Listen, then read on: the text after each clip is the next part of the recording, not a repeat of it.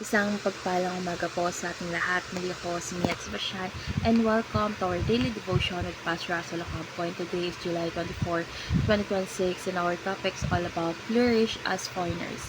So our Bible readings for today is all about Jeremiah chapter 29 verse 1 KJ version. Now these are the words of the letter that Jeremiah the prophet sent from Jerusalem unto the residue of the elders which were carried away captives.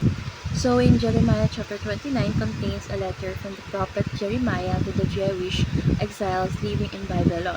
Although they were living in a foreign land because of God's judgment, he did not abandon them. Instead, he instructed them to build homes, raise families, work diligently, and seek the peace and prosperity of the city where they live. God also assured them that his plans for them were filled with hope and that he would one day restore them. This passage teaches us to remain faithful and fruitful wherever God places us. So let's go on to our teaching. First is God wants his people to flourish wherever he placed them. So even in difficult or unfamiliar places, God calls his people to live faithfully, work diligently, and become a blessing to others. Second is God calls his people to seek the welfare of the city where they live. So God desires his people to pray for and contribute to the peace, justice, and prosperity of their communities because their well-being is connected to the well-being of the place where they live. And last is God's plan is to give his people hope and future. So even when life does not go according to our plans, God remains faithful. His purposes are always good and he is leading his people toward the future he has prepared for them. So how do we respond?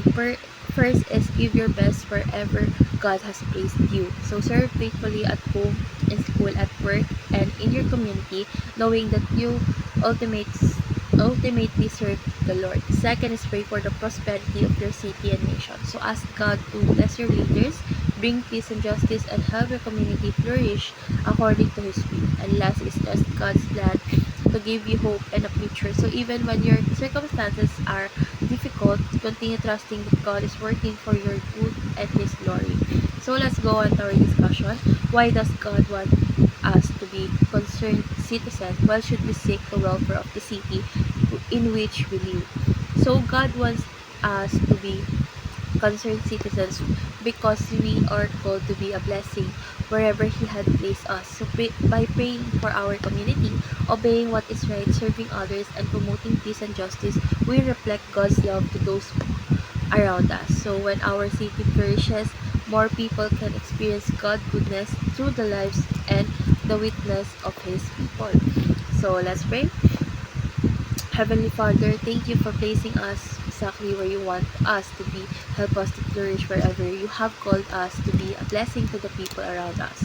Teach us to seek the peace and welfare of our community through prayer, faithful service, and godly living. Strengthen our faith in your perfect plans, knowing that you are giving us hope and a future according to your will. May our life like Christ wherever I go or we go. In Jesus' name we pray. Amen and amen.